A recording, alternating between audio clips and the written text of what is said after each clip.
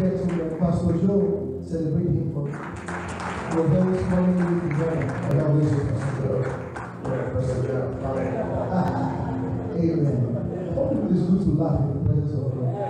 You know, when I was much younger and I would pray and fast and all of that, I used to think that being spiritual was going to show them the front of it. But as I grew, I realized that the fruit of the Spirit is joy. Somebody say joy. Somebody say joy.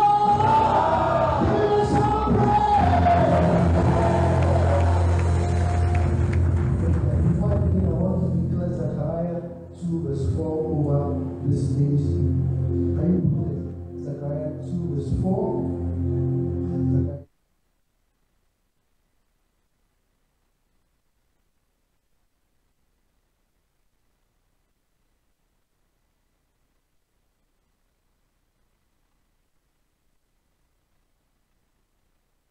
And lay you down on a bed of roses. Bed of Roses, Bed of Roses, Bed of Roses. Voices of Esther brings you Bed of Roses this and every Saturday at 9:30 p.m. Join our panel of experts to discuss issues within your relationships. Hosted by Doreen, you will be motivated and equipped to handle issues within your relationships. Remember, it is Saturday at 9:30 p.m. GMT. Don't miss it. I'll lay you down, on a bed of roses.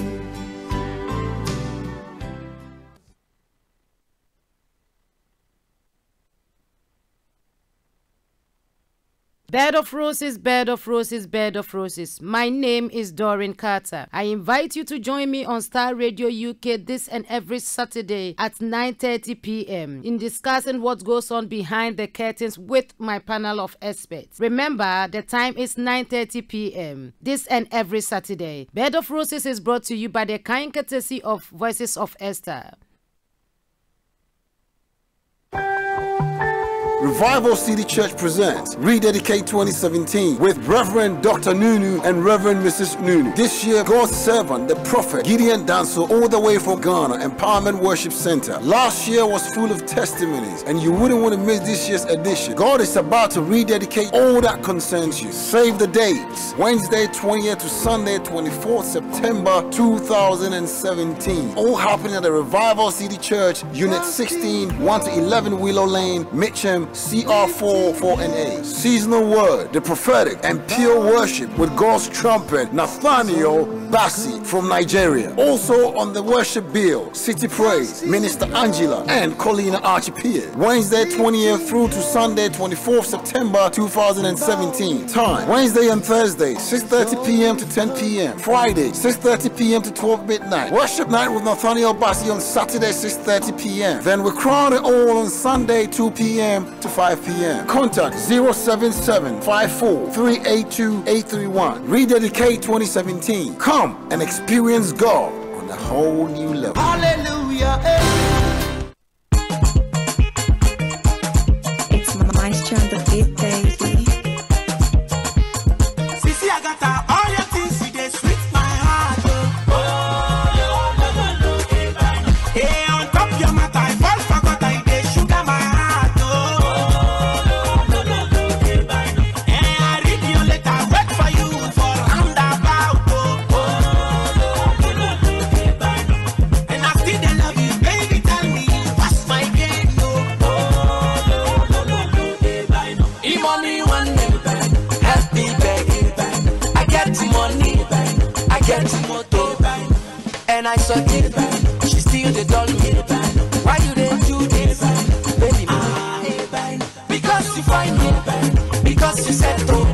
Why you they do this, baby? Sissy, I got all your things, see they sweet my heart. Hey, on top your mouth, I fall forgot I they sugar my heart.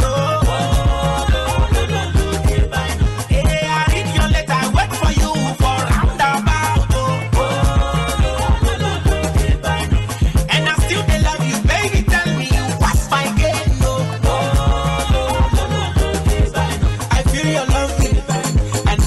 want you. Baby, won't we? Oh yeah now. I don't depress you. Have my case. I don't be your mate. You just because you find no, because you said no. Who give you right no? To just stay. Sissy, I got all your things. You they sweet my heart. On top your mouth, I fall for God. I they sugar my heart. I read your letter, wait for you for roundabout. And I still they love you, baby. Tell me what's my game, no. I pop for champagne, I throw a swan in. The girl they feel me, and she still there. ATM card, and a recharge card. What do you want, my baby? Because you find out, because you said so. What do you want, my baby?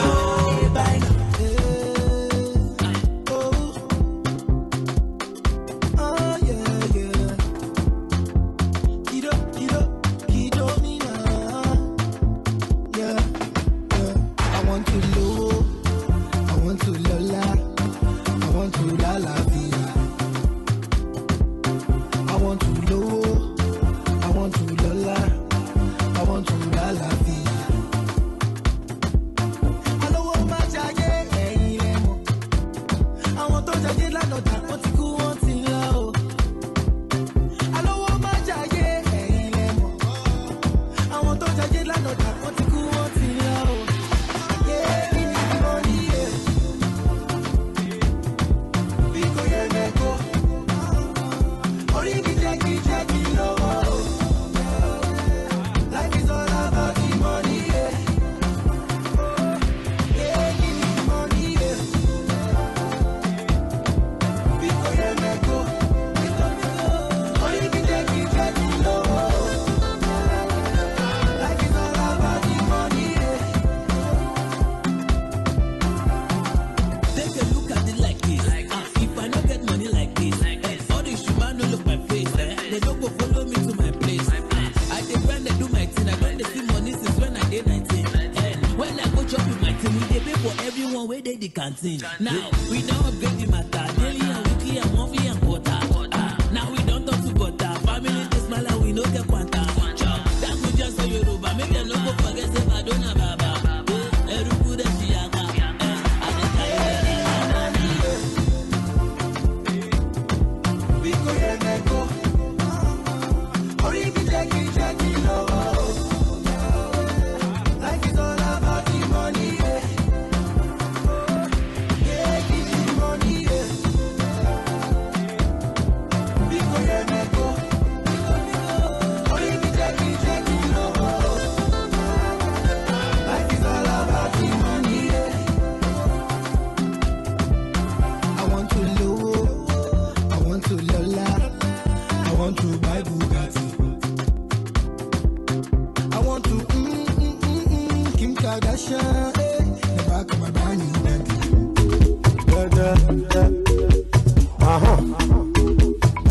What is that? I hear you. Bracketing That's the craft on the beat. Tipaya. I celebrate. And lay you down on a bed of roses. Bed of Roses, Bed of Roses, Bed of Roses. Voices of Esther brings you Bed of Roses this and every Saturday at 9:30 p.m. Join our panel of experts to discuss issues within your relationships. Hosted by Doreen, you will be motivated and equipped to handle issues within your relationships. Remember, it is Saturday at 9:30 p.m. GMT. Don't miss it. I'll lay you down on a bed of roses.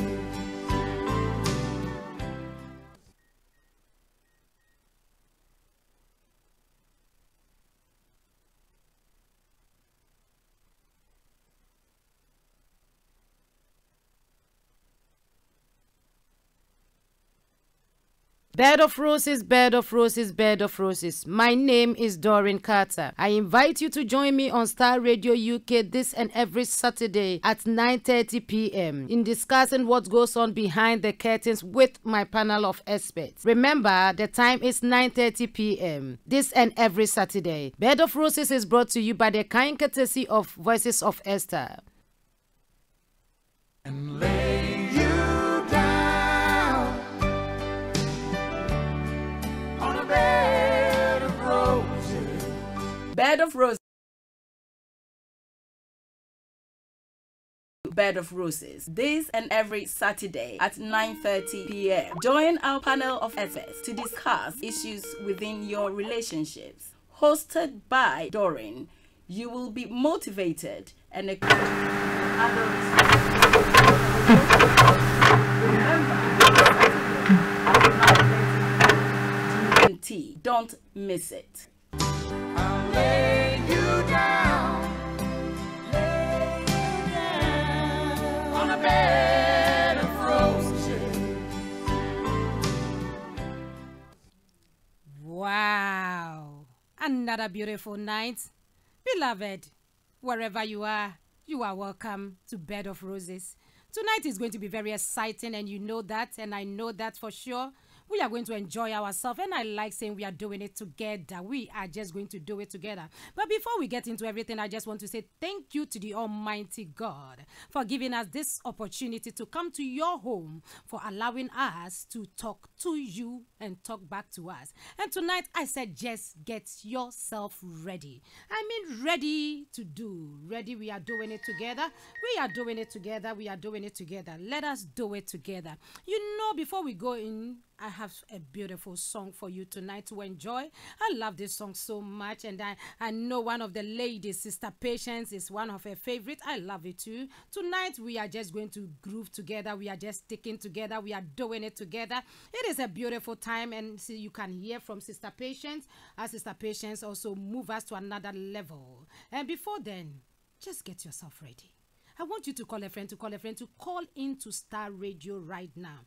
I mean your favorite Afro-Caribbean station in the world. Not just in UK, but in the world. The best, one and only. There is none anywhere. Before I do that, let me just introduce myself. This is your host, Doreen Carter.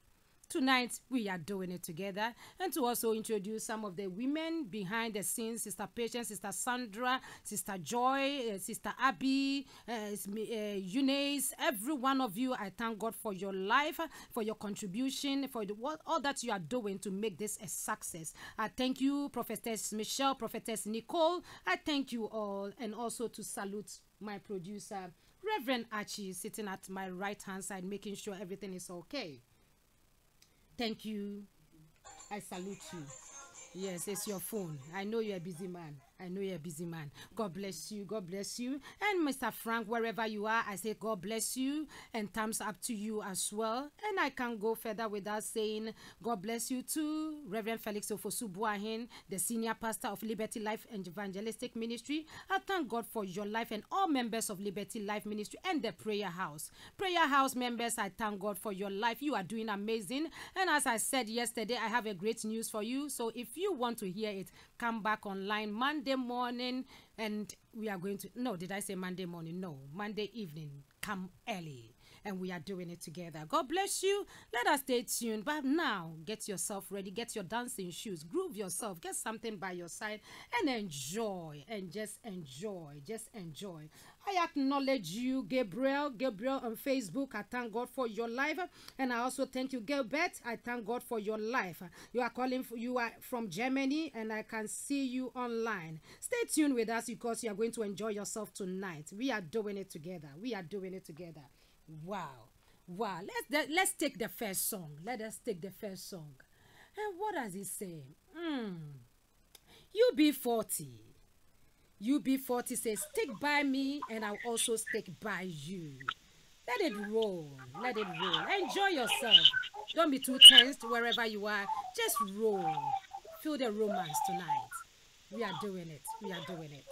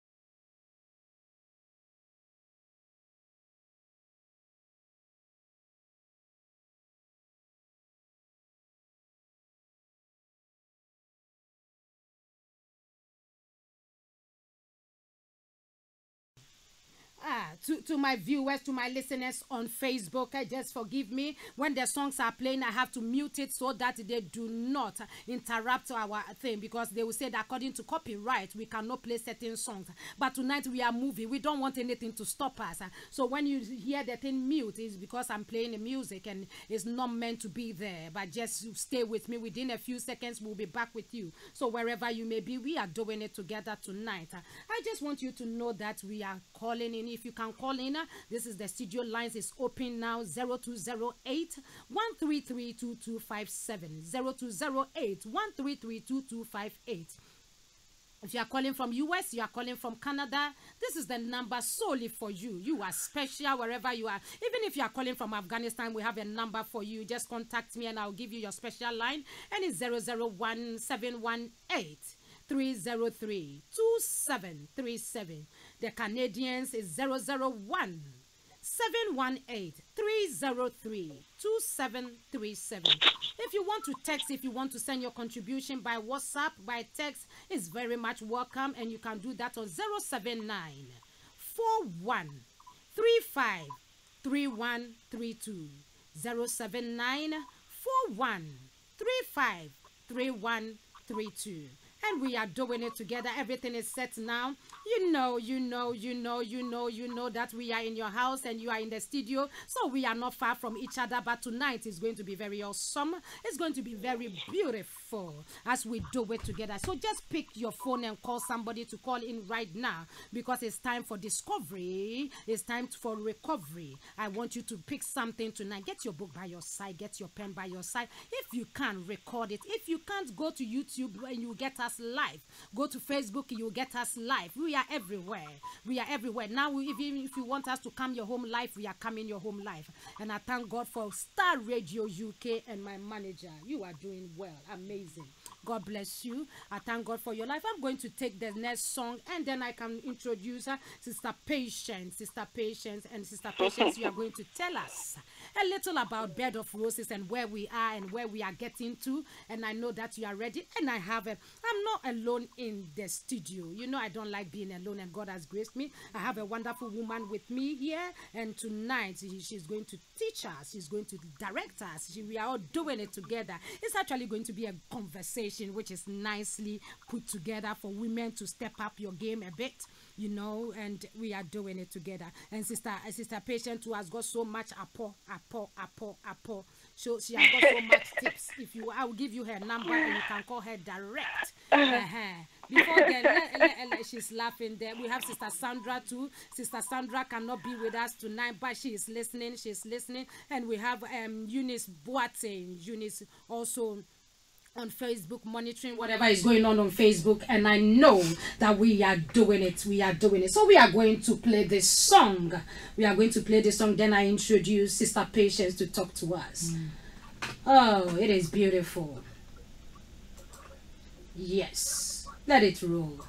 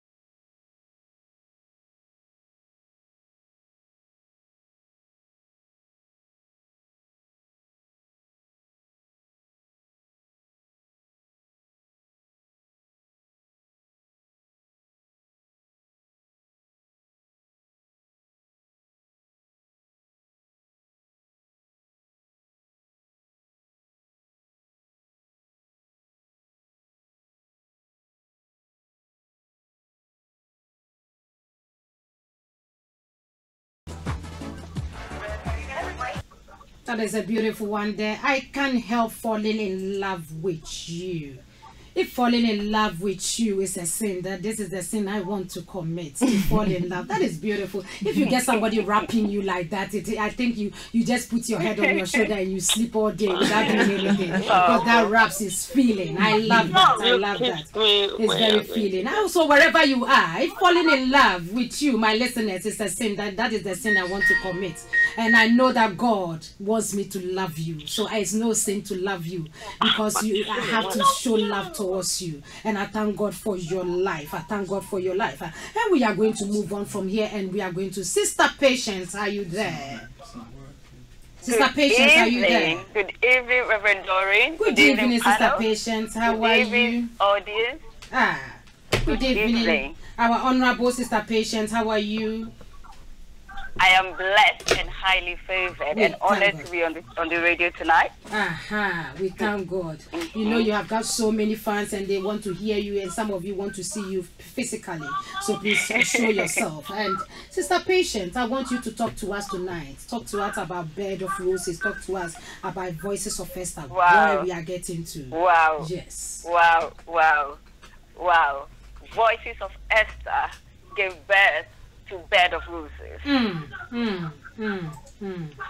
A year ago, tonight is a romantic night. Oh, and yes. The reason why it's a romantic night, and the reason why you're hearing UB40, my all-time favorite, tonight, is because Bed of Roses tonight is 1 year old on Starr Radio. Wow. Happy anniversary to Bed of Roses. Beautiful. Tonight. And tonight, I just wanted to thank all this audience, our listeners, for being so faithful and committed to taking part and listening to us and making Bed of Roses what it is today on Starr Radio. Wow.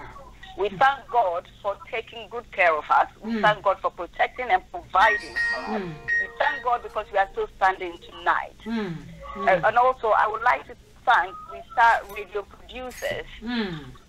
God bless you. Wow. Your radio station will continue to grow. Amen. Into TV, international. We are already international, but we are going bigger. international. We thank you for making Bed of Roses what it is today. Amen. And also, most importantly, let's also thank our main host, Reverend Doreen. Whoa. Wherever you are, continue to pray for Reverend Doreen and all the team, and all the others that have been on the panel over the past 1 year, 52 weeks. We thank God for your life, for your contribution, for changing lives. Nationally and internationally, because that's what we are. We are changing lives internationally and nationally. You know, Bed of Roses is there to bring the spices into our homes, into our relationships, into our marriages, onto our beds. So when we get onto the bed, there should be no pretense. No pretense. Because that Give is it all. no pretense at all. Because that's where Bed of Roses come in. Yeah. That is the last stop of Bed of Roses. And Bed of Roses is basically there to let you know that it is not a sin when you are married to be in that bed of roses. Yes. You have the legal right. You have you have a legal right. And those that are dating, God continue to bless you and pick something up from Bed of Roses. Keep the romance burning. When you get married, don't let the romance die. No way. Don't let it die when you get married. You know, when you are dating, when you have been proposed to, it's all a stage. It's a journey. It's just the beginning. It's just the beginning. Don't kill the romance. So tonight, we are talking about romance. We are not talking about the negative aspect of marriage or relationship, not the painful aspect. Tonight, we want you to be romantic. Wherever you are in your home tonight, your spouse are there. Be romantic. Be romantic. Be romantic. So tonight is our 1 year anniversary. And in this anniversary tonight, we want to have fun together, nationally and internationally. Wow. God bless you. Bless God you, bless Sister you. God bless Patient. you. What can I add to it? Nothing else, because you have said it all. We thank God for bringing us this far. Some people started but could not get anywhere. But if God has brought 1 year on the radio, and we give God the glory, we thank everybody that has been Hallelujah. contributing. Sister Patient, I thank God for your life, Sister.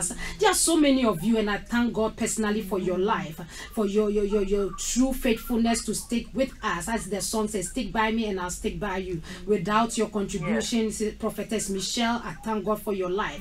Linking people, doing the phone calls, it's amazing. God has blessed me with a wonderful team, and I thank God for the team, the producers, everyone. I thank God for your life, and I give God the glory that we are moving and we are going further. And what is the mission of Bed of Roses? The Lord spoke to me and said that the hierarchy of the home has been broken. Now things have been turned upside down.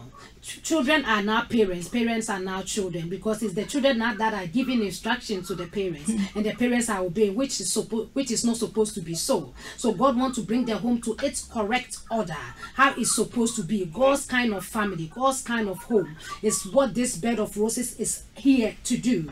Talking about home, talking about relationship. And why do we use the word Bed of Roses? When you see a rose, yeah, rose is very beautiful, but there are thorns on the rose. There are times that you will feel the thorns, there are times that you feel the beauty, but some people are stuck with the thorns for too long, and they are not enjoying the rose, and their bed has gone very, very cold. And some people, just as Sister Patient said, their bed has gone cold and they are pretending in bed. God wants you to love. God wants you to make love and make it with passion. And there's nothing restricting you as a married couple to enjoy the love that God has given, to enjoy sex. But some people get into some Holy Ghostic mood that they cannot give their all, and that is breaking homes. Most homes are breaking because they can't give their all. They can't spice up things. They have been lying in bed as a log for years, and they are still doing the same thing, not adding anything to whatever they are doing, not spicing anything. So the man set out, the woman set out, they find something small, they are stuck out there. But believer, I want to tell you that God wants the best for you.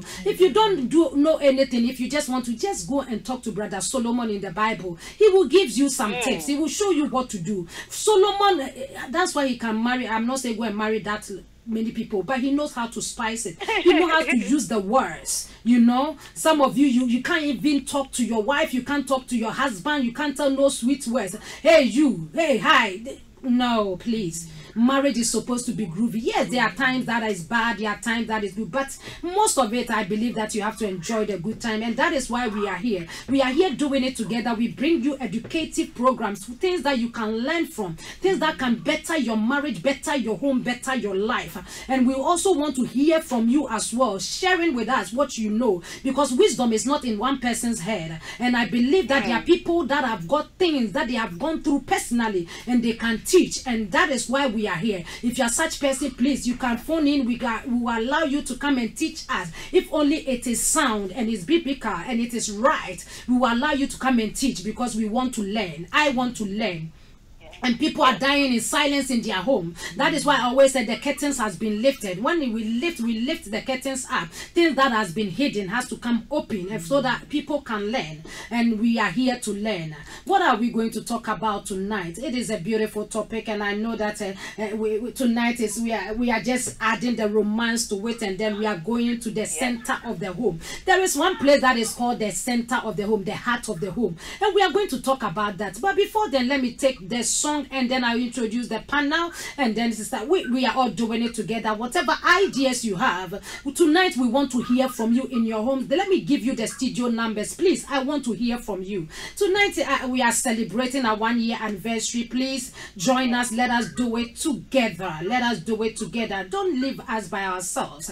We want you. Stick by us, and we will stick by you. That is why we play that song for you, because we love you so much. So these are the studio lines. Numbers is 0208 133 2257. 0208 133-2258. You can call either of those numbers and you'll come straight to the studio. Your voice will be heard international. Please, you'll be famous. Somebody will hear your voice. Please, let us do it together. And those that are calling from Canada, those that are calling from US, we have the special number exclusively for you. 001-718-303-2737. If you want to text, if you want to WhatsApp, this is the number for you. 079-41-35-3132. 079-41-35-3132. And I believe we are doing it together. Before I introduce the panel, we are going to play one more song. But to my listeners on Facebook, I just want you to know we have to put it on mute if we are playing songs that is according to copyright. We don't want the studio the video to be destroyed. So please, we just pause it for a while and we'll get back to you. So if you don't hear any sound, just pardon us because of the song that we are playing. But we are working on it and we'll get it better and get it done well. So let us enter into one of the favorite songs, Judy Butcher. Are you ready for it? Are you ready for it? Tonight, just get yourself ready. If you are married, please do something tonight. I charge you to do something tonight. Don't stay in that old nightgown. Change it. Please, change it. It's too old. Get yourself in some better outfit and then just do something. I mean, do something. If you don't have any ideas, you just call me in Chambers. I'll give you some tips. And you can enjoy yourself tonight. And I'll link you to Sister Patience and some other ones that are the gurus. They will give you some apple. But before then, enjoy this song and then we'll get into what our main topic tonight is. Romance time. Are we ready? Romantic. Yes. Take it. I'll be with you tonight.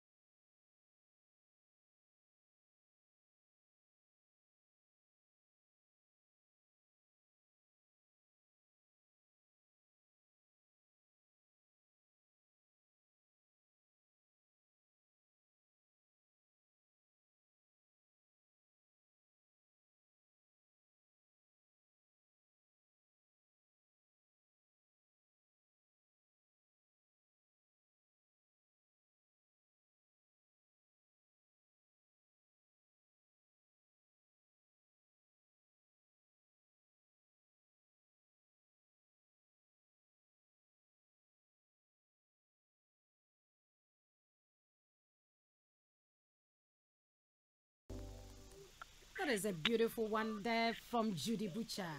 He said, I will share my love with you. If I could be in two places at the same time, believe me, trust me, dear, we will share our love together. And that is what she's talking about. But some of you, you are blessed to be in the same place at the same time. Don't waste that moment, please, to fight. Don't waste that moment to argue. Do something. Tonight, I say, I charge you to do something. Do something spicy. Spice up. I say, if you don't have any idea, just say, come to the line. Just text me and I will send you some things to do. Something simple but very romantic. Tonight, enjoy yourself as marriage couples. But before you enjoy yourself, wait till you finish listening to the program before you get into it. Wait, because we want you to stay with us. I know some of you are burning with heat, but please wait. We are doing it again. We are doing it to my Facebook. Fans, I thank God for your life. I thank God for your life. I just want to thank God for your life. And there is a lady on the line. Is Mami Sewa. Mami Sewa from... Mami Sewa, you are watching from Canada. I just want to acknowledge you. Thank you. Thank you for watching. Stay tuned with us. And we are doing it together. We have Eunice Forsen on Facebook as well. We have Herbert, who is also from Germany. And we also have Michael Kwekumensa from London. Michael Kwekumensa from London. I know that you are all with us. Anyone that can join us on Facebook, please do. And YouTube people, I thank God for your life. I thank God for... We will pick your comments. Any question that you have, contributions, we will pick it and we'll read it. So please, let us do it together. Now. Sister Patience, you are there. I thank God for your life. We are getting into what we have for tonight. And there is a saying that it is the center of the house. It is the heartbeat of the house. Somebody say, what is she talking about? And I say is that it is the women's office, and some men don't agree to it. But whether you agree or not, it is our office. Well, you can do your way in there and do some of the other things, but it's still our office. What am I talking about? The kitchen. The kitchen. There's so much going on in the kitchen. There is so much going on. And tonight somebody will say, why do you pick this topic? Because it is the center of the home, the heartbeat of the home, where everything generates. Somebody will say, really? Yes. Everything comes spiced up, cooked there, even the ideas. We'll tell you the secrets behind the kitchen. When the woman is in the kitchen, the things that happens, we are going to talk about it tonight. But before then, let me introduce my guest for tonight. You are welcome to Bed of Roses, organized by Voices of Esther. This is a powerful women, godly women God has chosen, and it is worldwide. It's non-denominational from various churches, and that have come together to do the will of God. And this is Bed of Roses on Starr Radio. Alma Brown, you are welcome. Pleasure to be here. Thank you. Now, you are on Facebook, you are on YouTube. People want to know you. So when we say Alma, how do you want me to call you? Madam Alma, Mrs. Alma, which one? Give me the title, then I will address you. Alma is okay with me. Alma is okay. Yeah. I think it's very romantic to call you Alma, because tonight is romantic night. So Alma will do. Yes. Yeah. So then, your listeners want to know you. If we say Alma, who is Alma? How can they get to know you? Who is Alma? Alma? Yes. Well, I'm a member of Jesus Ministry Church in Broccoli. We are like 11 years old. Yeah, I've been there now. Even though we're 11 years old, I've only been there like 5 years. Yeah. Yes. Okay. You're doing well. On the choir as well. You're in the choir? Yes. I think we should have allowed you to give us one opera song. No, I don't reach that far yet. Yes, I also sing in the choir. And also we have a project that we does feeding the homeless. Feeding the homeless. Wow. Yes, just talk about it. The project that we've been doing now for 7 years. For 7 years? Yes. Feeding the homeless. Yes. That's powerful. Yes, we go out every Friday night. Okay. And somebody here listen to this for me. Yes, we feed them on the street.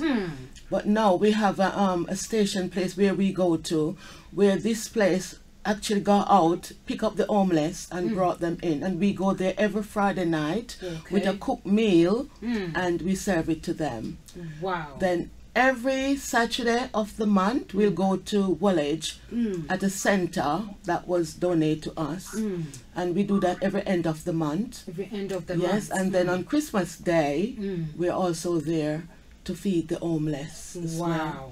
So, wow, how very touching, touching, feeding the homeless, and you do it on Friday, every Friday. We were out last night. Every Friday, you go and feed people. Yes, and you do it once a month or so in the market center. We go at the center in Woolwich. Yes, at the church center. Church center. Yeah, and then same place on Christmas Day in Woolwich at the center. And you do it. Yes. Now let me just ask something. We'll get into our topic. Is it funded by the church? Funded by who? The nation? I want to know. It's not funded by anyone. Just it's not funded me by and this other person. We done it out of our own pocket. From your own pocket. Yes. You feed the homeless. Yes. We've been doing it now for 7 years. Wow. Yes. Wow. Yeah. Wow. Wow. Wow. Yes. Yes. And we enjoy doing it actually. You know, which I do. You know, and we just doesn't give them anything. We give them proper meal, cooked meal. Yes. And every Friday we'd cook. And we just go out there and give them. And, you know, they look forward to seeing us there, you know, coming. Because they haven't got any food. And where they are, they're not even bed. Most of them sleep on the floor.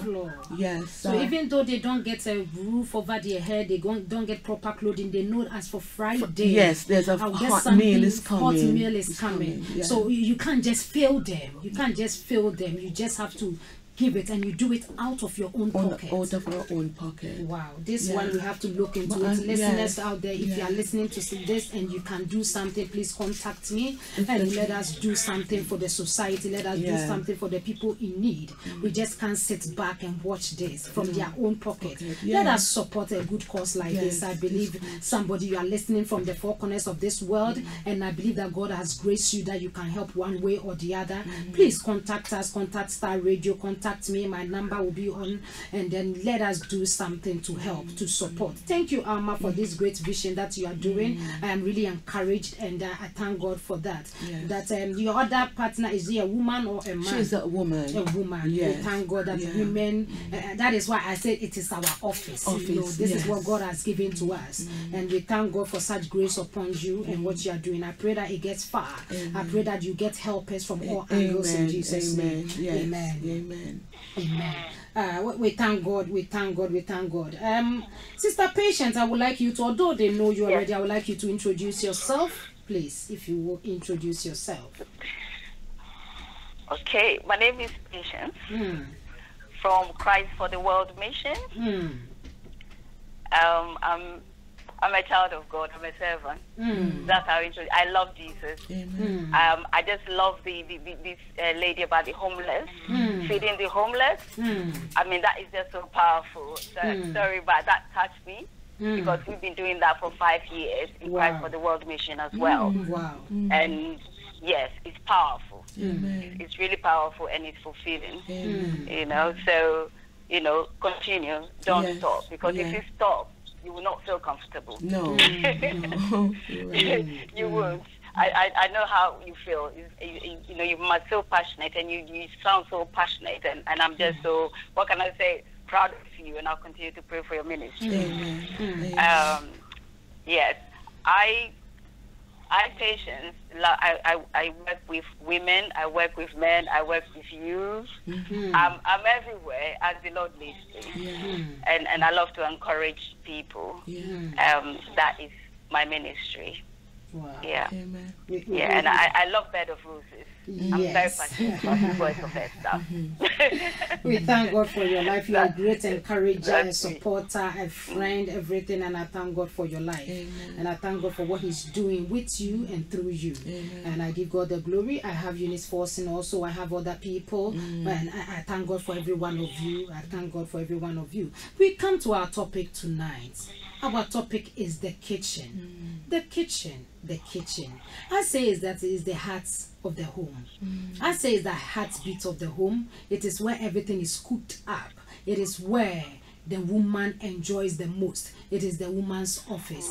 And now some people say the men are protesting that it's not just the woman's office, but we will say it is our office. You can give us a helping hand, but that is what we are called to do. Somebody, you may not agree with me, but this is our duty. So I will ask, Alma, when we talk about kitchen, what is the kitchen? What is kitchen? To your definition, what is a kitchen? I think my kitchen, I don't know, I would call my kitchen a kitchen of sanctuary. Because you call it your kitchen of what? Sanctuary. Sanctuary. Wow. Yes. Because if my daughter, she knows that, you know, my kitchen, I love my kitchen. And I find if I go in the kitchen to do something, like for instance, if I need to do something special, I've always getting ideas how to do it. I might know to do it one way, and I will go in the kitchen to do it that way that I know, but then time would come when I would get like, you know, inspired to do it a different way and to always add to it, to that recipe. So you say you have a definition, your kitchen is your sanctuary. Yes. I think when I bring about 1,000 women, everybody will have their definition about their kitchen. Exactly. Somebody will say it's my paradise, somebody will say it's my heaven. Right. And you term it is your sanctuary. And I love that, your sanctuary. Yeah. So when you say your sanctuary, what actually do you mean? I mean, because when I go in there, I feel that in my kitchen I just get different ideas, you know, and I feel so at peace, so relaxed. So relaxed and so at peace. So it's definitely a sanctuary. Yes. Your definition of a sanctuary is very better because of the peace that you receive and the revelation that you get from there. Yes. I thank God for your life. I will also just define what a kitchen by Google, what Google is telling me now. Yes. What a kitchen is. A kitchen is a room or an area where food is being prepared or cooked or food is being processed. It's called a kitchen. And this is where we call our home. We call our office women. I mean women. That area is a no-go area. It belongs to the woman. I remember some time ago a lady who was was betrothed to a man, and then they were going to buy a house. And then when they got there, the man was asking, oh, the living room. The woman was going straight to the kitchen and check the size of the kitchen and check everything and check everything. He said, I don't like this. He said everything was perfect. He said, no, it's not right. And the man said, why? He said the kitchen is not big enough. I can't just turn and twist and turn, so I don't like it. The man said, no, but look at the space. He said, no, this is the center of the home. So when a woman is looking, when you are buying a house, whilst you are looking at something else, the woman goes straight to her office and check if it's suitable for her, whether it is homely for her, before she can accept it as a home. Without it, she can't even get it as a home. So it is a very important part of a woman's life, and we cannot just take it, overlook it. So there are so many things that we do in there. I just don't want to go ahead of myself. I will allow Sister Patience to also, in her own definition, tell us what you know about a kitchen. What is your definition of a kitchen? My definition of a kitchen is really, it's still the center of the home, apart from the bedroom for me. You know what, I worship a lot in the kitchen whilst cooking. Okay, that is your worship place. Yes, I received at least 2 songs. Yes, born out of me in the kitchen. So, because when I'm cooking, I cook with, you know something, I cook with passion. You know what it is? I'm very romantic. Most people think I'm hard. Yes, I like that. Very romantic. So can you pause it there for me? So how do you connect romance to the kitchen? I want to just a definition, because you said I'm very romantic, connecting it to the kitchen. So how do we connect romance to the kitchen? Okay. Yes. Have you heard the old saying? But most people have not read into that saying. The way to a man's heart is through his stomach. It's a big definition. It's not just about putting a lot of food in front of the man. Because when you cook, no matter how much maggies you put in the food, it will never taste nice unless you cook with love. You must cook with love, cook with that passion. If you like, call it make love to the cooking.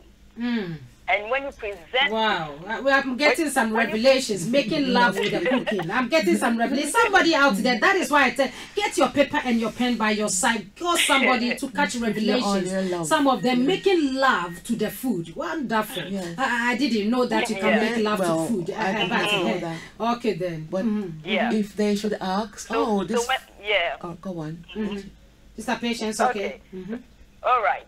So by the time you finish, because you are cooking with that heart, that love, you want. So when you present the food, you will notice your attitude in how you present the food in front. I'm again talking to couples. When the couple, whether it's the man or the woman that cooked that food, is beside the point. But when that food is presented, before you even eat it, there's that chemistry between the man and the woman. Just by the sight of that food. Wow. So when the food is presented, it's presented romantically because it was cooked romantically. If you cook it begrudgingly, you will see how it will slump on the plate and slump on the table. Wow. It works. If just check it out. Practice. Just try it. You will see. Wow. If you don't cook with love, you will present it without the love. Without the love. It doesn't matter how many ingredients you put in there. The taste will be something else.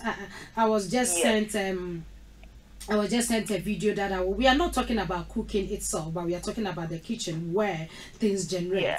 But it begins from there. I was watching a comedy, a guy who just called the mother-in-law, and he's got some food in front of him, and he was telling the mother-in-law, I don't know what your daughter has cooked for me, but look at the list of the bride price I paid and everything you asked me to buy. I got everything. Looking at what I have in front of me, is no food. I can't taste it. When I told you your daughter, she admitted it and said, okay, it's wrong, but she went back and added something to it, which I believe is sugar. So she have added sugar to the soup, and then I don't know what I'm tasting now. So please, I want my money back. I want my money back. So I believe that if the woman is somewhere, tell your daughter to be listening to this program so that it will help her to learn. I believe that the kitchen is very important, a very important part of the home. Just as Sister Patient was saying, that it is you can even cook food with romancing the food, making love to the food. There are so many things that we do in the kitchen, the do's and the don'ts and all that. So sometimes we mix things up. Women, we want to really produce something, and then sometimes by the time we get it done, it's really not really well. But I want us to talk about the kitchen itself. How should a kitchen be? How should a kitchen? Is it the gadgets that makes it a kitchen? Is it the appliances, the modern ones that we have that makes it a kitchen? So when we are saying a kitchen, Google said it is a room or an area allocated to prepare food. So then what makes it a kitchen? So if can I call this place a kitchen? Can I call the studio a kitchen? So what makes a kitchen a kitchen? I will ask Alma to say what makes a kitchen a kitchen. Well, I personally think a kitchen should be clean. Yeah. Number one, it should be clean.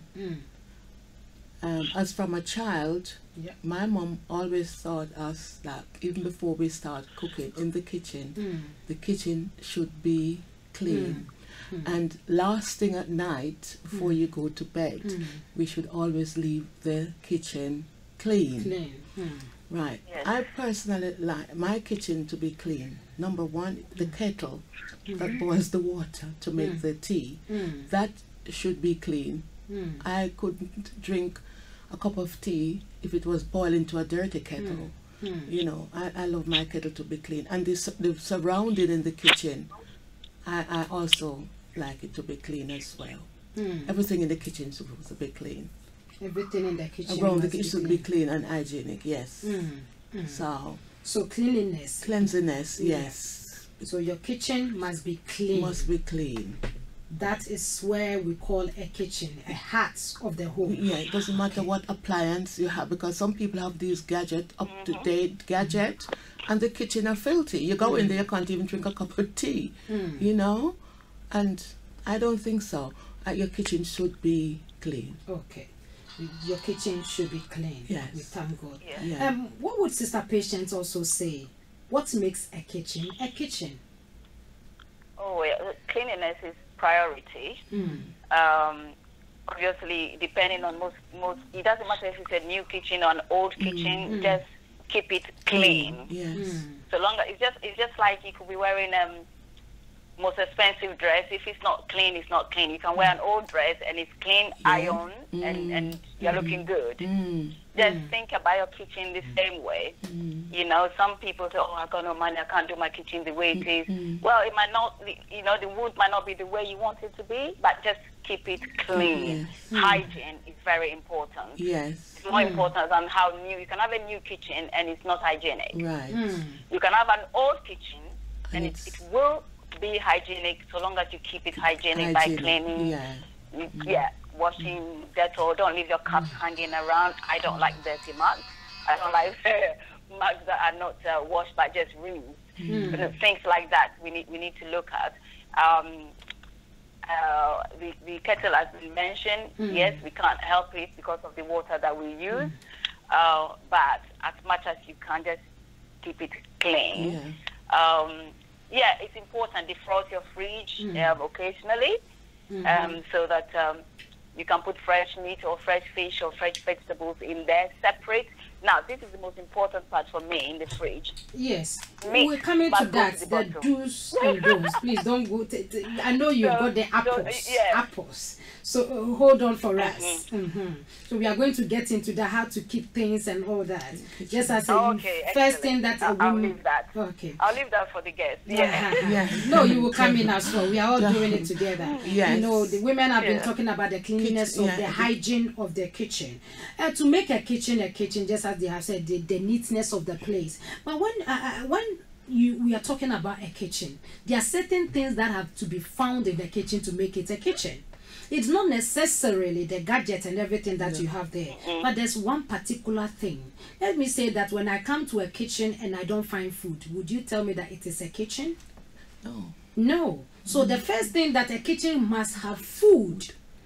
Especially if you love to entertain like me. Exactly. Entertain, you know, the first thing that anybody enters there, if you don't tell them this is my kitchen and they enter, there are certain things that will trigger and say, oh, this is your kitchen, because this thing definitely don't live in the living room. You can't put them in the bedroom. Like your stove that you cook on, you can't put it in the bedroom.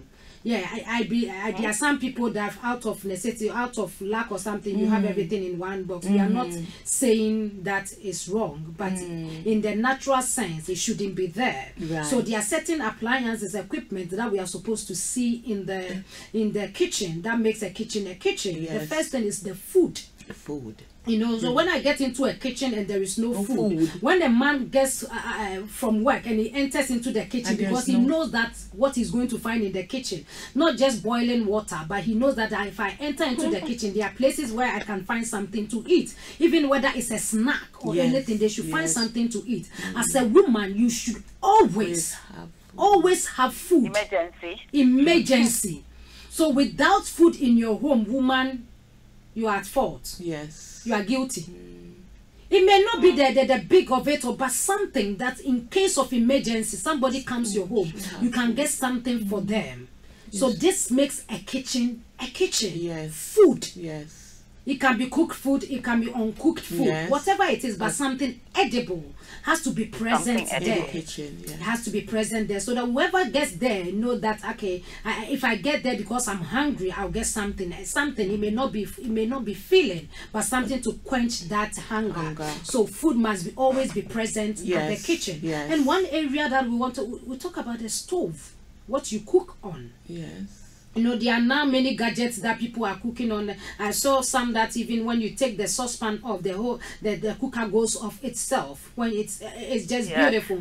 I don't know the name of it yet, but I've seen it. I have processed it by grace. I've seen, you know.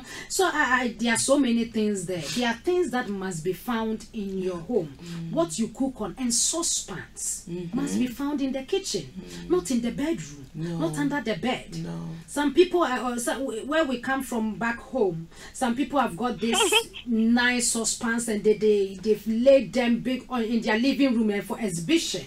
But when you enter into the kitchen, there is nothing there. So I asked that, what is the purpose of this saucepan displaying in the living room? for people to know that I have this new ones, you know, because it's not everybody you allow to your kitchen, but as for the living room, everybody will see it. And some people, women, we are just demonstrators. We just demonstrate what, but we are not actually using it. You're supposed to use it in the kitchen. Saucepan beauty pageant. You have every kind of it, and the new one that will come you back. But are you actually cooking something in it? Them, that is why the purpose of the saucepan, not for display, not to tell people that you are rich, you are flamboyant or whatever the word is, but it should be useful. It should be useful, not for parade. So when you get into the kitchen, there are certain things that has to be found in the kitchen. Just as I've spoken about the stove, and I've spoken about the saucepan. This is the basic ones you can get. Even if you don't have a kettle, there is a way to boil water from the stove. So there are two important things that you have to get there. And of course, you need water. Water should be found in your kitchen if you want to cook. There are other food that you can cook without water, but you definitely need water in your kitchen because you need to clean. If you are talking about hygiene, then we are talking about cleanliness. You need water to bring cleansing. So you need that as well in your kitchen. So when you don't have certain things in your kitchen present there, it is not a kitchen. It's true. Although it may be the heart of the place, when the person entered there, if I come to a kitchen and I see shoe boxes and other things, or I see a lot of bin arranged there, it is not what I am expecting to see. That is not a kitchen. But even if I come and see one saucepan, just a stove, and just a bag of potato, I call it a kitchen because it has got the right ingredient, the right equipment in the kitchen. So women know what to put in your kitchen. It is not a parade grounds. It's not where you do your exhibition for people to know what you have, but rather it is something special that the Lord has given to us, and we have to do it. Well, somebody will have just a stove and a saucepan, but when they enter there and they come out, they think that they can cook. My God, you know that this woman is a woman. And some people have got all the gadgets and everything, but they can't produce anything. So all they can do is get you a pizza and then put it in the microwave and then warm it for you. You are better than that. So the kitchen is very, very important to the home. If you are able to buy a refrigerator, it is okay. And in where we are, Europe, everybody has got a refrigerator that we keep things in, which is as patient was trying to get in there, but we are going to get there. So there are certain necessities that a woman should always have. And then we will get into other aspects as well. So Sister Patient, so then in your taste, I'm coming to your taste because I'm going to get everyone, and those on Facebook, those on YouTube, please let me know your taste about a kitchen. I want to know your take of kitchen. What do you call as a kitchen? Because maybe my definition of a kitchen is not your definition as a kitchen, so I want to hear from you. Sister, what is your taste of a kitchen? Sister Patience. Oh, my taste of a kitchen? As a woman. My taste as a woman? Well, like I said earlier, my taste of a kitchen is a clean kitchen. I love white kitchen. Because when it's dirty, I can see it, clean it. I love to see food in the kitchen. I love to cook, even if I don't have to eat it all by myself. It's important, like you said earlier, to have food in the kitchen. And also, it's important to know how to cook. You can't have a kitchen. It's like you own a car and you don't know how to drive it. Oh dear. You must learn to cook, even if you don't know how to cook before you enter into a marriage. But you know you've been proposed to. Start preparing. You know you have a boyfriend who wants to marry you. You know you have a fiance. Start learning to cook. Grab a friend. Get a mom. If you don't have a mom, get an auntie. If not, get a confidant, get a friend to teach you how to prepare the basics before you get married, because it's important. And it's good if your spouse can cook as well and loves you, they'll teach you to cook, but that's a different subject altogether. But get yourself prepared the minute you've been proposed to. Get yourself prepared the minute you're proposed to. I think from the word go before you even get yourself proposed, because sometimes it's the food that you cook that will open the door for you. You know, so get yourself. It could be, but I mean, I can kind of like a little bit of disagreement on that, because if I'm proposed to because of my food, then I'm not quite sure about that. I mean, but that's me personally. I just think people should love you for who you are first and foremost. But if you're married, you are getting ready to marry, or at least you want to get married, please, let's just say it's common sense to know that, listen, I am going to be doing some cooking. Even if not all of it, you are going to be doing some cooking. So learn to cook. If you have not been raised at home, where maybe some people, their parents couldn't cook, let's be fair. There are some moms who couldn't cook either. So how do they teach their daughter to cook? So we can't generalize in everybody's case. But if you want to do better than maybe what your mom did, you should know what to do. Just because you've been educated, there's this thing going around that women are educated these days, so they don't know how to cook. That is really nonsense. So education should not stop you from cooking. Yes. Education should not stop you as a woman, but that is, as we said, it's a woman's office. If you are talking about a woman, there are certain qualities that should be found with you. A woman that does not know how to cook is very pathetic in a way. Don't get me wrong. Wherever you are, you can do better and learn. But if you are not a woman, then it's even better for a woman to be a woman and without learning how to cook is very not good. So don't be happy about that state. Please do something about it. Do something about it. There are courses that you can take. It's not something you should be proud of. Not at all. Not at all. There's courses that you can take. There are people that if you can't bring your pride down, you can approach people who can teach you instead of going to cook a palm nut soup or granite soup, putting the nuts just in the water and then serving it to disgrace yourself. But rather humble yourself. Let that pride go. Approach somebody. I don't know how to do this thing. Help me. And I believe that when you do that, you will learn. There are so many people that are ready to teach. They are ready to teach. Just humble yourself as a woman, because that is your work. It's your task given to you by God. You can get the man helping you. Yes, it's good. But if he doesn't, it is your work. Somebody will say, I don't believe that because we are in a modern world. Please, I'm talking about biblical, what God is saying. Modernization is good. I love that if my husband can cook. What if he cannot cook? If he can cook, it doesn't mean he should cook all the time. I should also get up and cook sometimes. So please, woman, it's your duty to cook. And before that, you need to have a kitchen. So reduce your things of buying shoes and other things, and then look into the kitchen and put the right things in the kitchen. You know, how can a woman say that I'm going to cook? Sometimes you enter into a woman in Africa, sometimes that one we are blessed to go to your neighbor and borrow saucepans, and you are blessed to go and borrow knife. And but here, who are you going to tell I need a knife to cut my meat? You know, so there are certain things, that basic things that a woman you need. And back home, when they say a woman is ready, sometimes they come and check the cooking utensils you have. That would tells us that the woman is ready for marriage. So when these things are not seen, they tell you are not ready for marriage. Because why? This is the office of a woman, and you should always make your office clean, ready to operate, no matter what it is. When a woman enters into a kitchen, even if it's just water, you can boil something out of a water.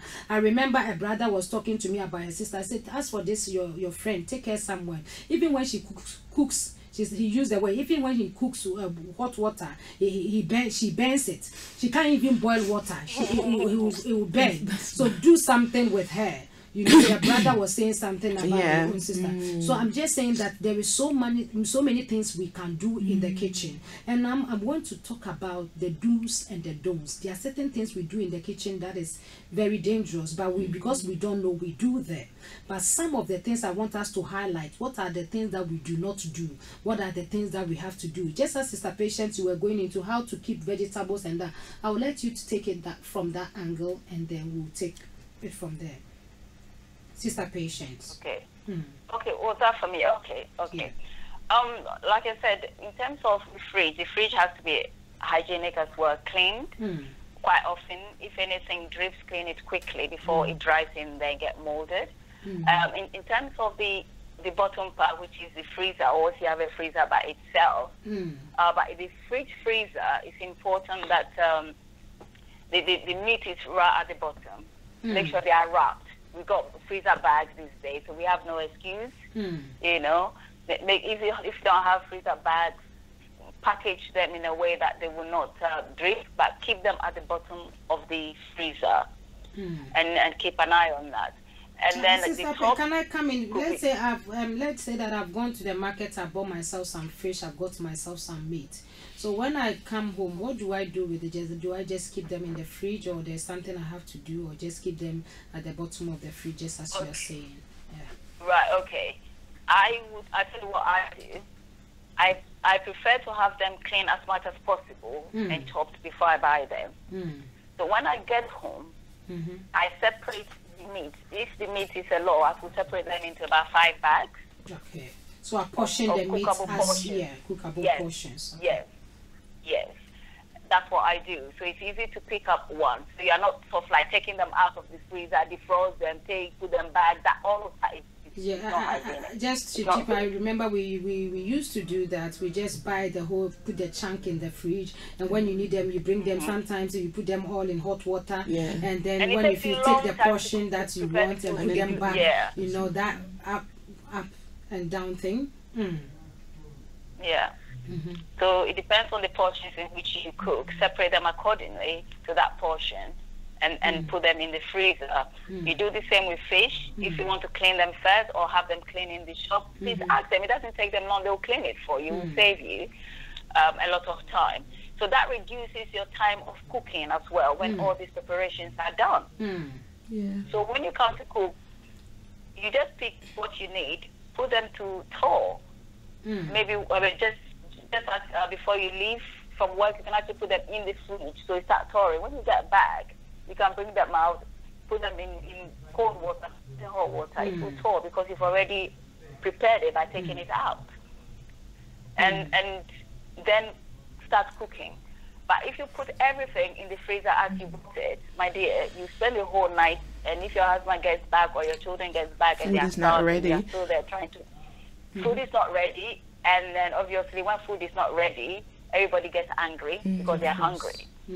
And the conversation might not go very well, and then your romantic evening goes down to the other side of the road. What time? Wrong. So there's so many ways to keep the peace and the comfort and the romance within your home. Let's bring it back to where it was the kitchen, and the romance and peace all go together as well. Wow. So let's use our wisdom. I just have a text here, and then this text is from Sister Joyce. She's saying some of the meats from the markets are really not handled properly, and I will say that we need to wash them properly. You can use salt water to wash them clean to keep the freshness, or you can use vinegar or lime juice. Just wash it properly before you keep them in the fridge. It's better to clean it before you put them in the fridge, not to take it out clean it before you put it in the fridge. So this is from Sister Joyce, from giving us a tips how we can keep the freshness of the meat and the fish. But what I do, I especially fish. You know, when you buy the fish, as Sister Patient says, they will clean them. When you get home, you can clean them again. But what I does, I'll marinate my fish first, season them up. Okay. Right, and then bag them. If it's three, and then put them in the freezer. So when you take them out the freezer now, you don't have to season. You just thaw out. Someone listen to this, another tip for you there. You season your fish. You can also season your meat as well, and then bag them, put them in the freezer, and then when you're ready to cook, you take out, thaw out, and into the pot. So that is saving of time as well. Saving time as well. Yes. Wow. Thank you very much. Thank you very much. And Sister Patience, you were talking about, you know, the purpose of a fridge is not to keep the thing cold.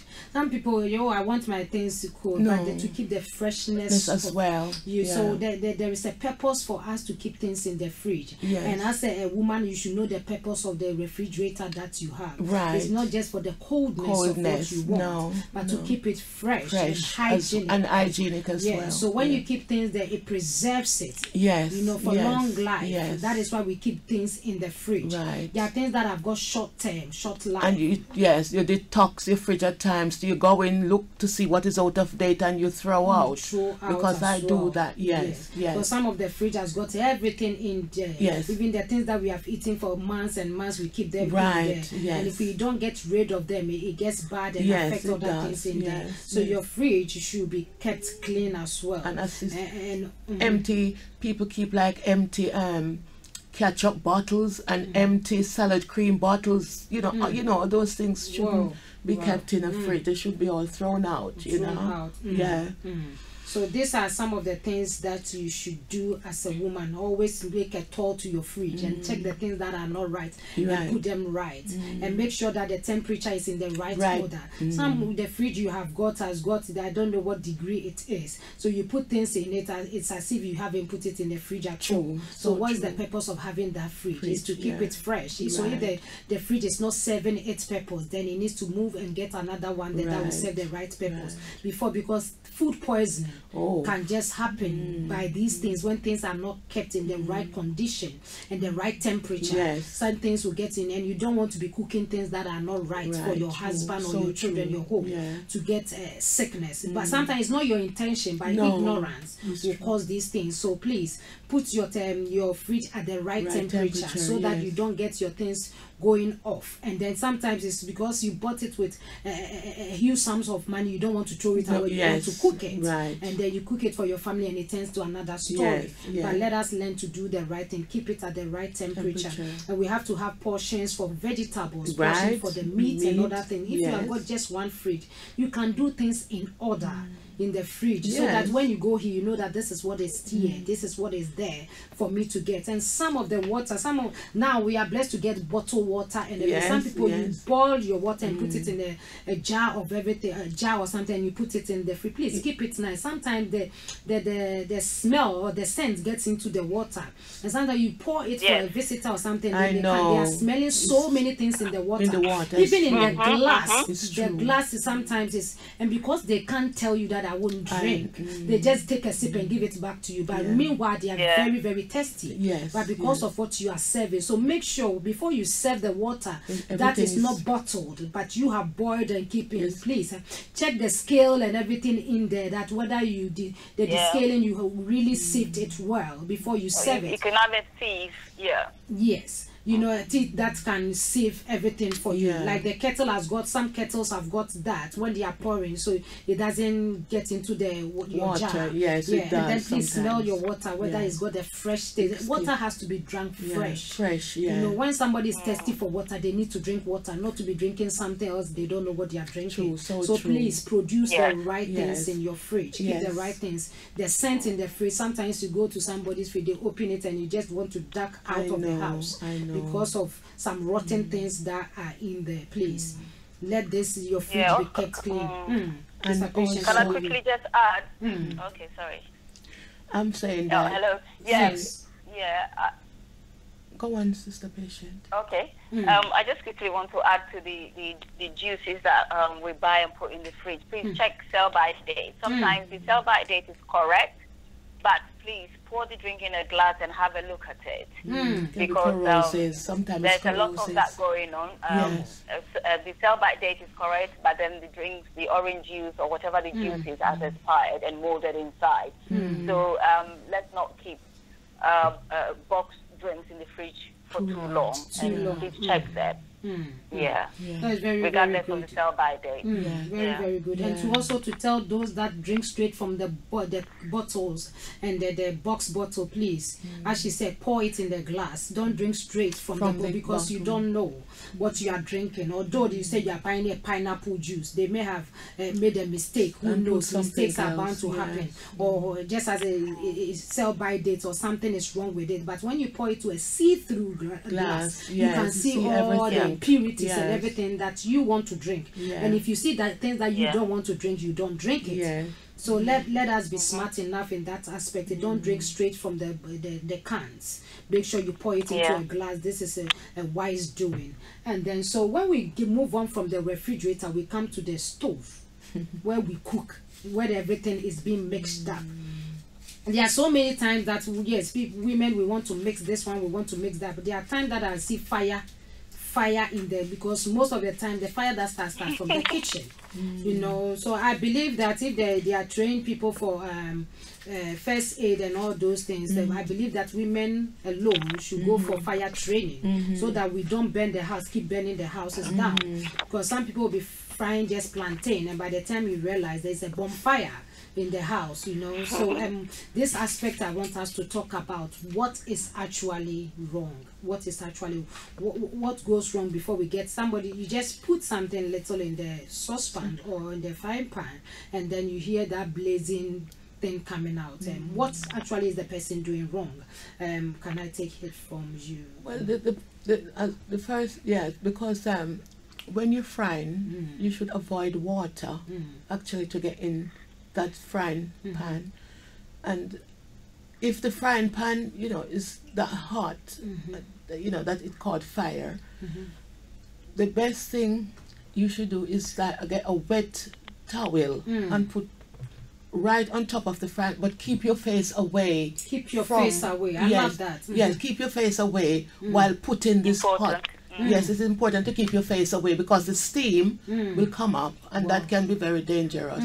But if you can get a hot towel, a wet towel, straight into that, and if cover it up with your face away, then that should be all right. And turn off the appliance quickly. You know, so we can hear somebody you watch on the telly and you want to be like the chef, so you pour certain things into the oil, and by the time you realize your house is just a whoop, and you don't know what to do. And this is for those that want to be chefs in your kitchen. There's nothing wrong being a chef, but you have to have wisdom how to control certain things. So if in case it does happen that way, please don't pour more water into it, please. Some people will get water and pour it into the oil, and then you mess the whole thing up. Turn off the stove quickly. Turn off the stove. Very wet towel into the pot. Keep away your face, and then possibly cover it over, and that's it. Leave it. That is one way you can do that. And you can also get a lid. The saucepan lid as well. Cover it. As you cover it, the fire will not come out. So it will generate a steam by itself, and then quench the fire in there. So this is another aspect for you to stop. Please don't burn your house up by ignorance, pouring water into that. Keep your face away. Keep your face away. Yes. And then when we come to a knife in the kitchen. Yes. You know, how should we keep our knife? Knife is knife. Okay. Well, there's no way keeping knife, or you say that there are ways you can keep knives. Either lie it flat, or you put it in something. Never with the point up. Always with the point down. Yes, but not up.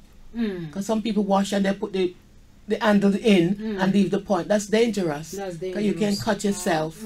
You know, make sure the point is away from you, and you can lay it flat. You can lay it flat. You can make sure that the point is down, facing down. And thank you very much. One thing I also will say that your knife should not be the first thing somebody see in your kitchen.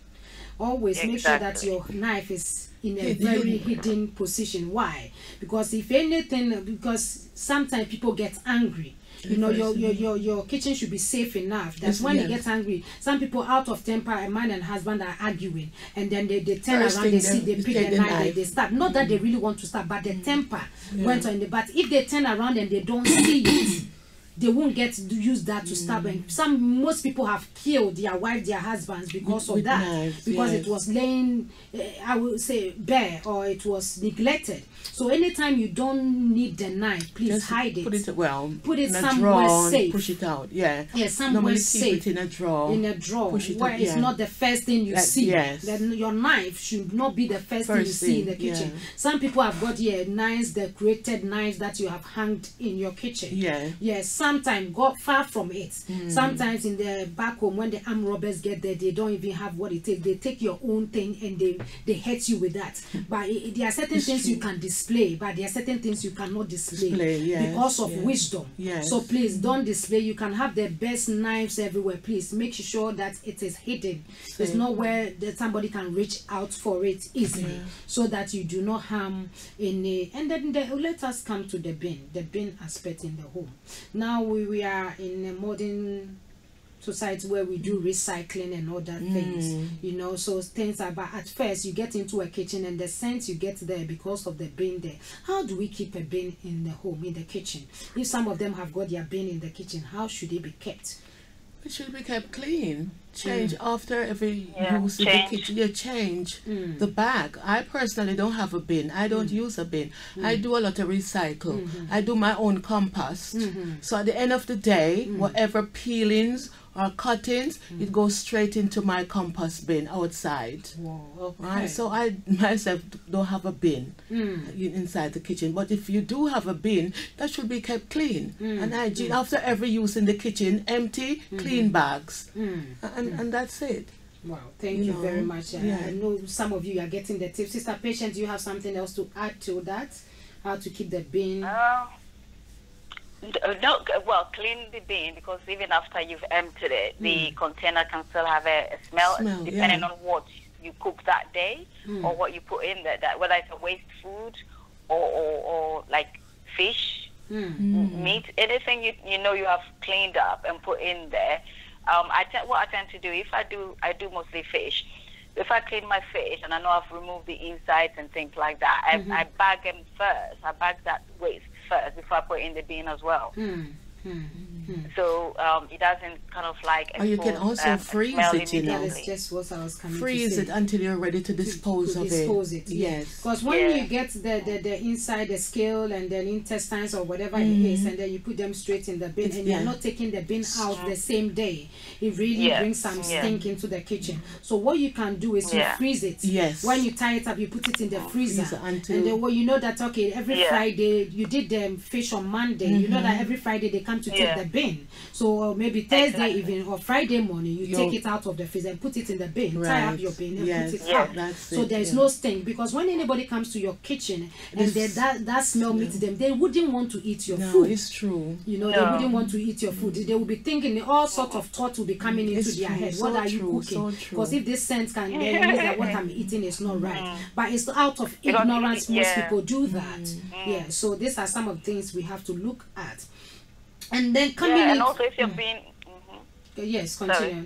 If your bin is in front of your house or your flat, it will still smell. So it's better you rebag these things or freeze them, like you said, before putting them in the bin. So if your house doesn't smell, the front of your house will. Oh yes, that's even where the worst of it. Or when in front of your house, the first picture, somebody gets into your front door and it's just really not welcoming at all.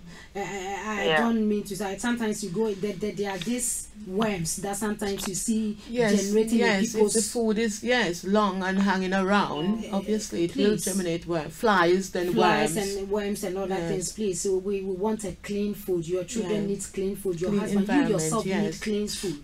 So please, there are certain things that we have to look up to and look at and then do better with that. I want us to talk about the sink. Oh, the sink. There are so many things that we do.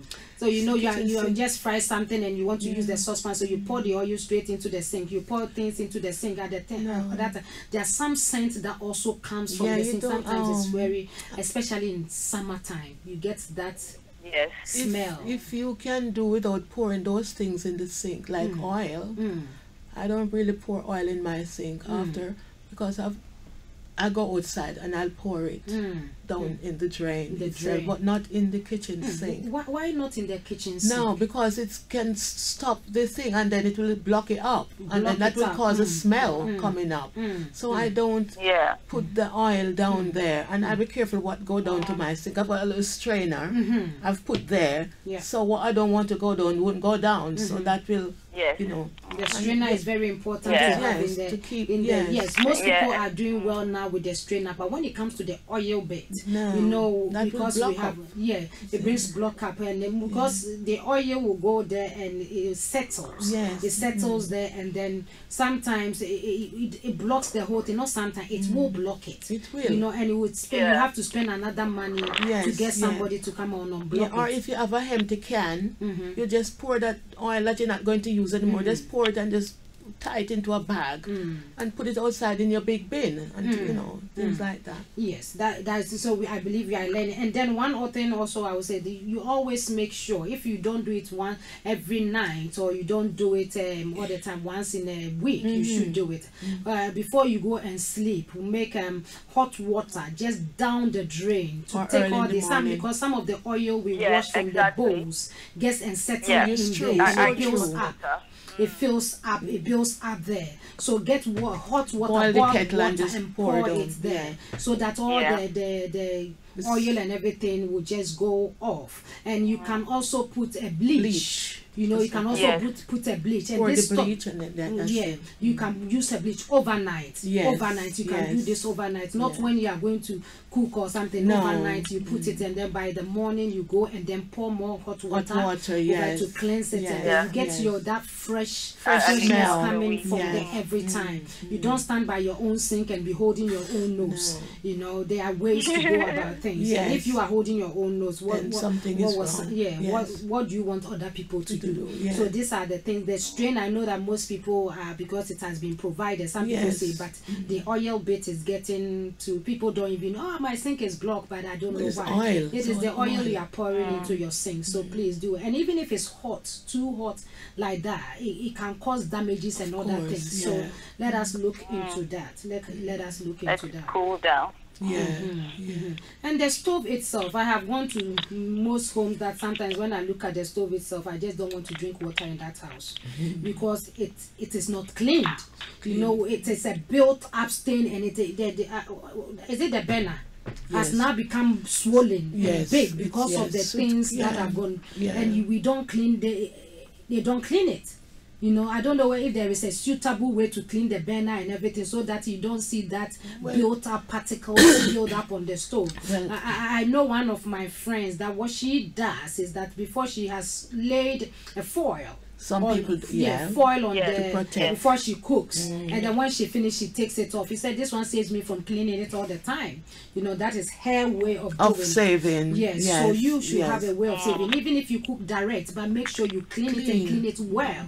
Don't leave the particles growing and then becoming big and swollen up. That when you look at, sometimes it doesn't want you don't want to eat because of that.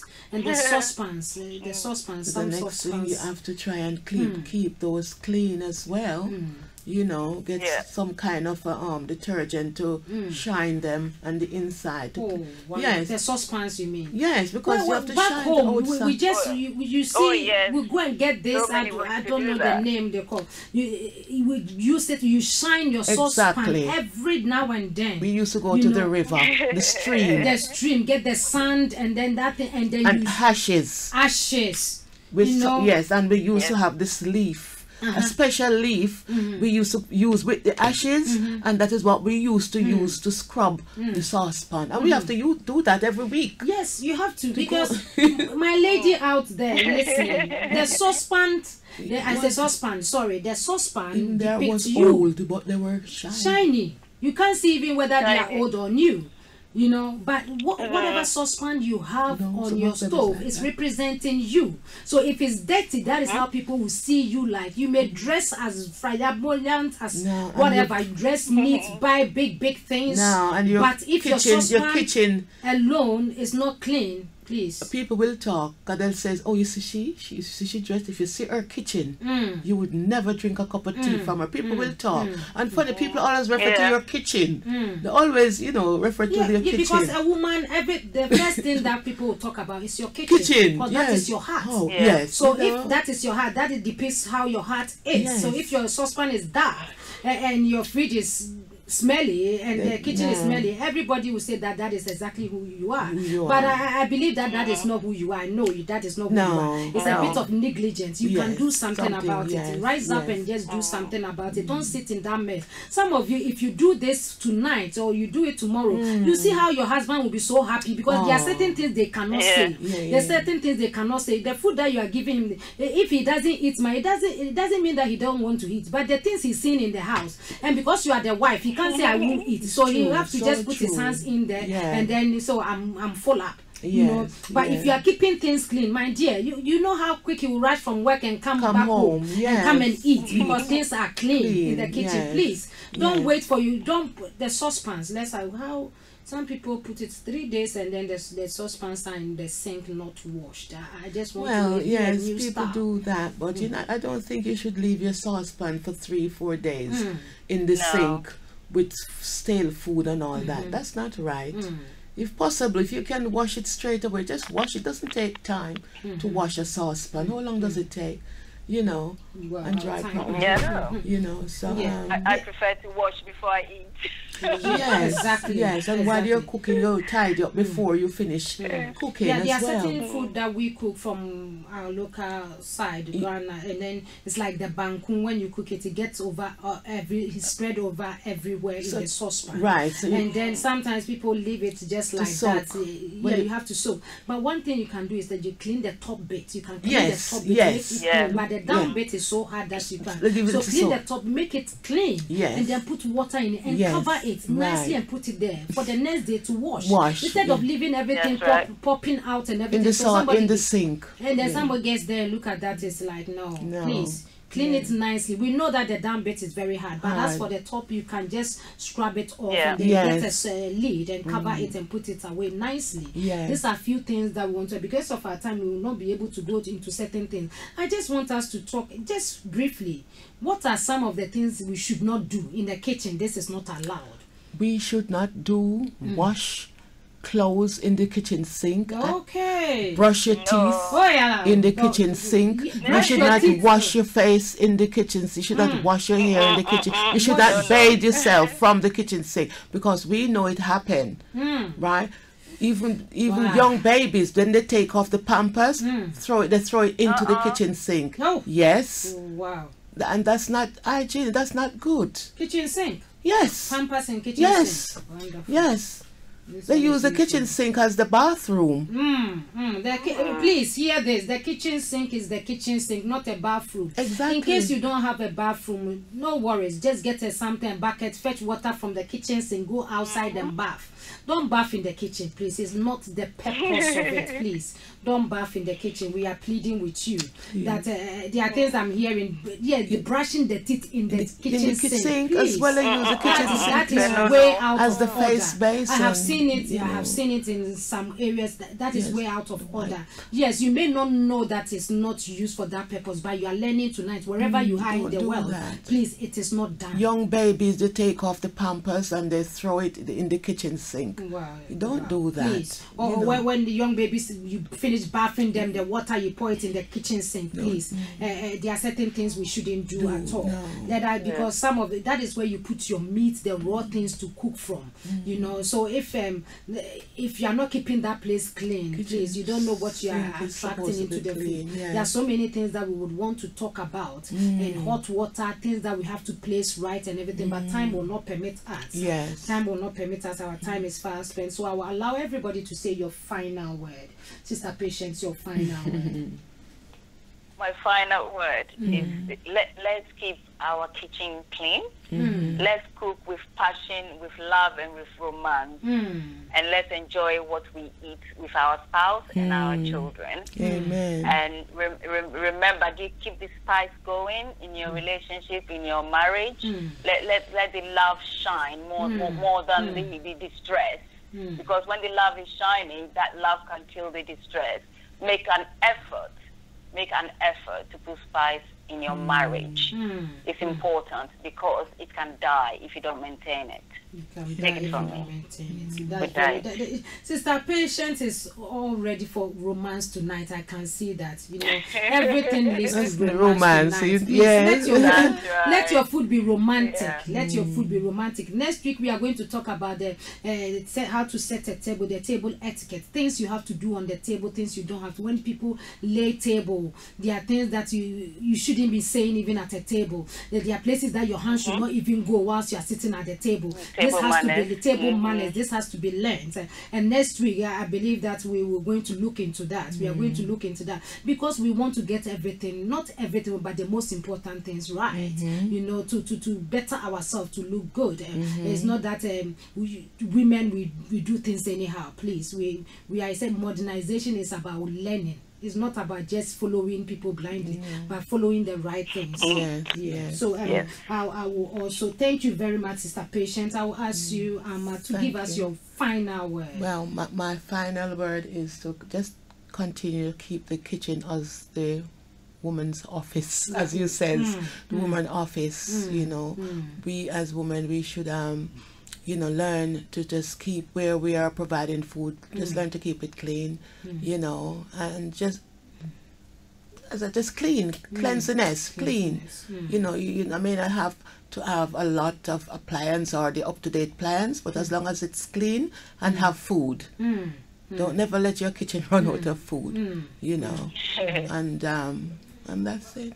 Wow. Plenty of food. I believe we have said so much tonight, and then I believe certain things that you did not know. I have learnt myself, and I believe you have learnt as well. The office of a woman is the kitchen. That is your heart, and it's your heartbeat. So you have to keep it clean, keep it going, keep it tidy. Let the man know that you care about what goes into his stomach. They said the way to a man's heart is through his stomach. Not anyhow. Please don't cook anything for him. Don't kill. Many women are killing their husbands by what you are producing from the kitchen, but rather be a woman that will produce the right food. We will come back to cooking. We are going to have a day that we are going to talk about cooking and the things that with the oil and other things that we use, how to minimize other things, blend certain things together so that we can get the right flavor and everything. We need to learn that. We need to know that. And so the woman, the kitchen is your office. It is your heartbeat. And I said that your pot represents you. Your pot represents you. It is you. So if your pot is not clean, everybody will know that you are not clean. So the things that are not right, just get up, just put it right.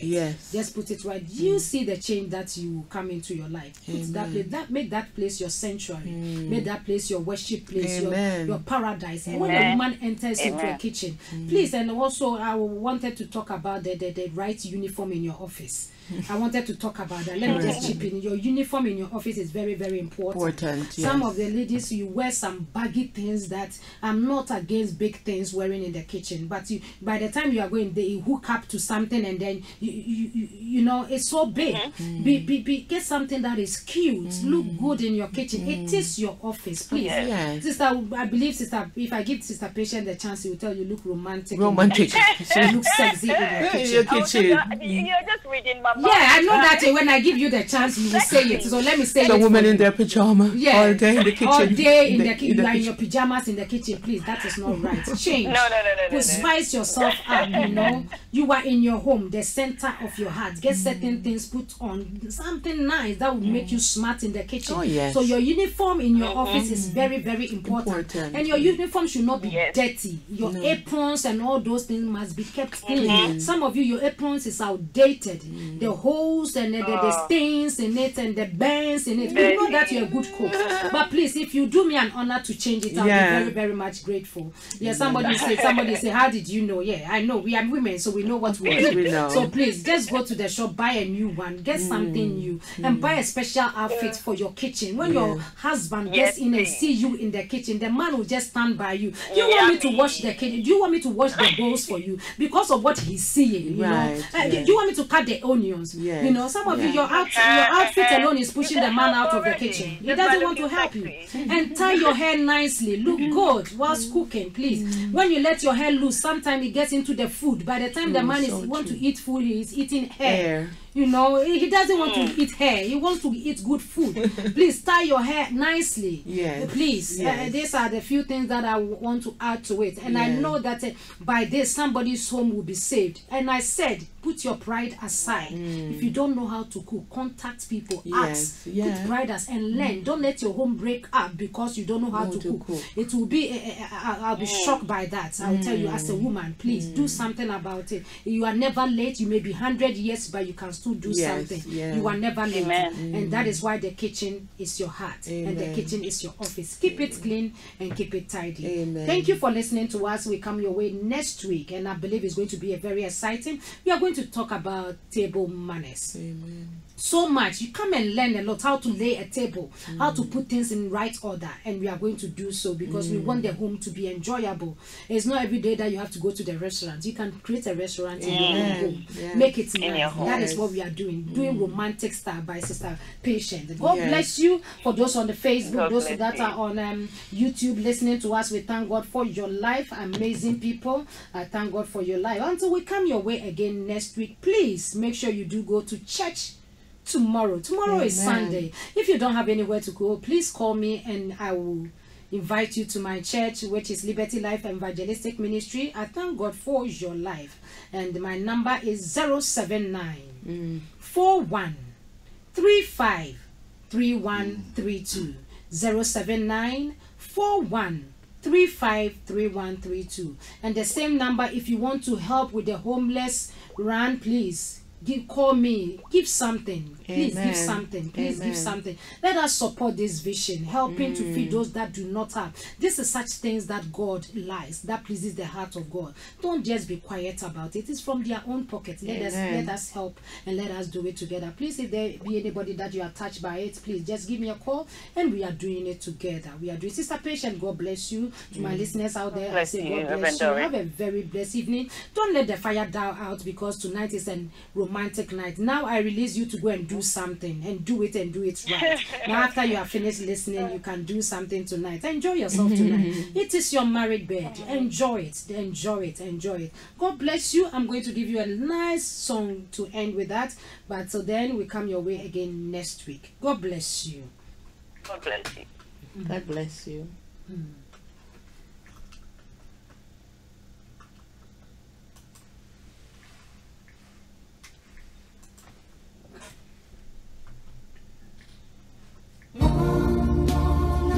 It's my favorite one.